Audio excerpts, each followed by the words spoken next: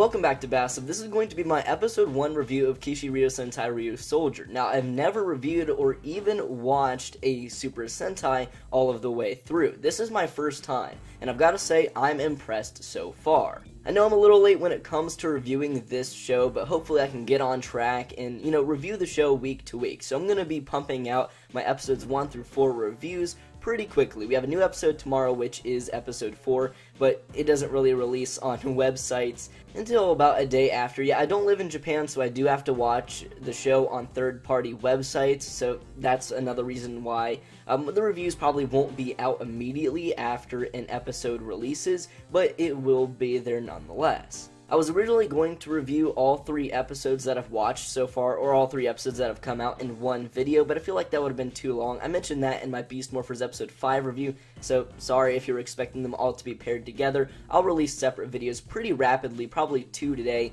and then 3 probably tomorrow, and 4 the next day on Monday. But yeah, let's go ahead and get into the review, and I've got to say, I'm probably going to mispronounce a lot of stuff in here. Never watched Super Sentai before, I'm not Japanese, some of the things are foreign sounding to me. But it starts off, and it's something kind of generic, but I'm somewhat okay with it. You have the ancient powers that are now being reawoken in the present day, something like that. But basically we have the story of the Druidons, which were pretty much monsters that were alive when the dinosaurs were alive. And when the dinosaurs went extinct, when that meteor hit the Earth, they actually fled into space because of the whole extinction thing.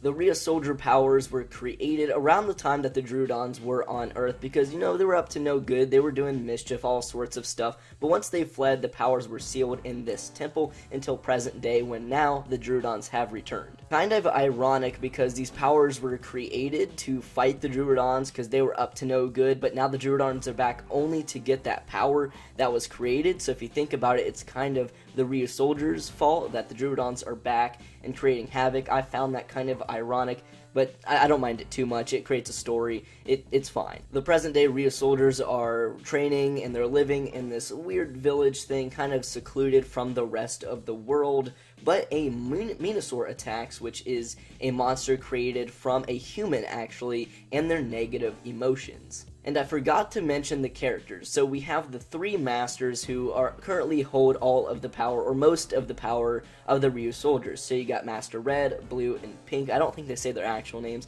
it's just the masters. And then you have their proteges. You got Ko, the Red Ranger, Melto, the blue, and Asuna, the pink one. Yeah, by the way, I'm probably going to use Power Ranger terminology every once in a while, kind of like automatically as a default because I've been watching Power Rangers for years, so I apologize if that does annoy you. But anyways, the Minosaur starts to attack or heads towards the village, and then the Blue Rangers, because there's actually 2 of them, you have the protege as well as the mentor or the master fighting alongside each other. They both have powers. So Blue and Pink, those 4, go to fight the Minosaur, and then Ko and Master Red go to fight a Druidon that has actually entered the temple, which holds the Ryusoulger powers, or is the source of that power. And this Druidon actually happens to be the big bad of this season, who is Tank Joe. I think that's how you pronounce it.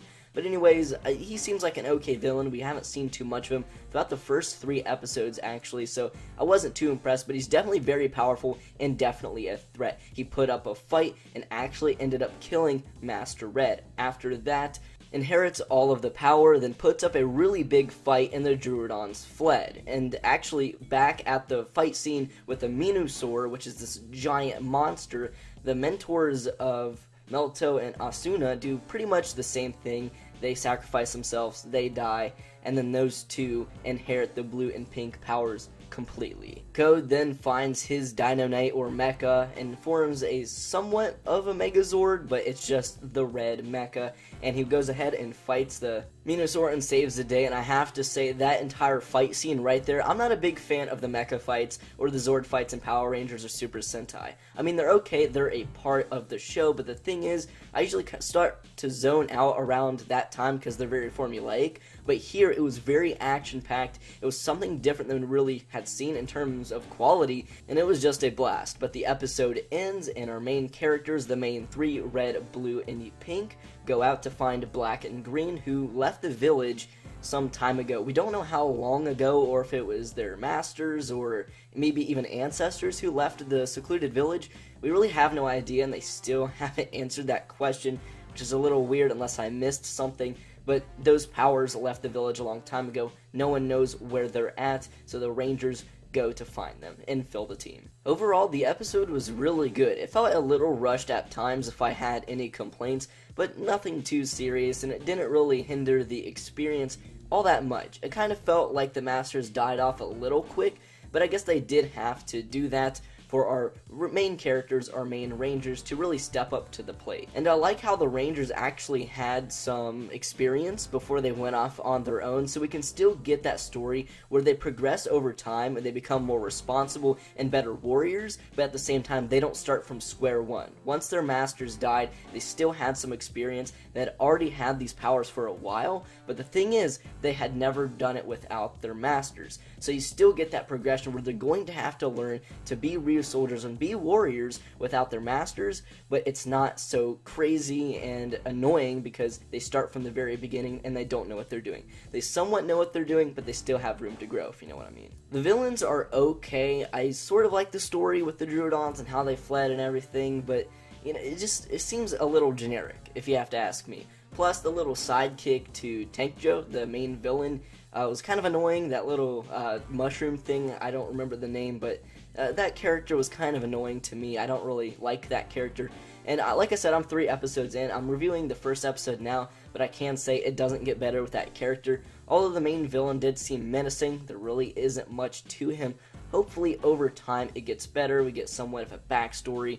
I mean, we already have a backstory, but there just really isn't much to these villains so far. But the drama between all of the Rangers and their masters was top-notch, and I really enjoyed that. That was my favorite parts of the episode. Plus, the action itself was great. Even the Zord fights, like I said, or the mecha fights, was really good, and that's something that I usually have a problem with. That usually gets over-formulaic over time, and hopefully that isn't the case for this series, because I'm really enjoying the Zord or mecha fights so far.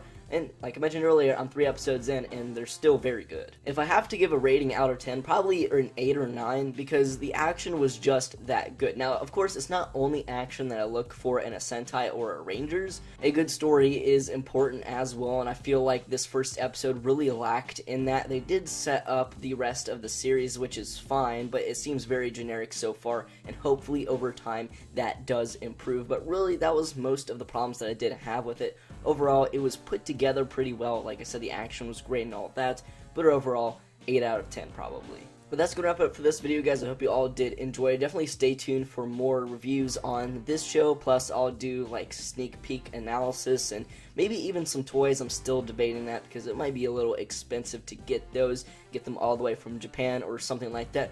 We'll just have to wait and see, and I'm kind of, you know, exploring other Toku shows because I've been a fan of Power Rangers my entire life, and I've heard of Super Sentai for a very long time.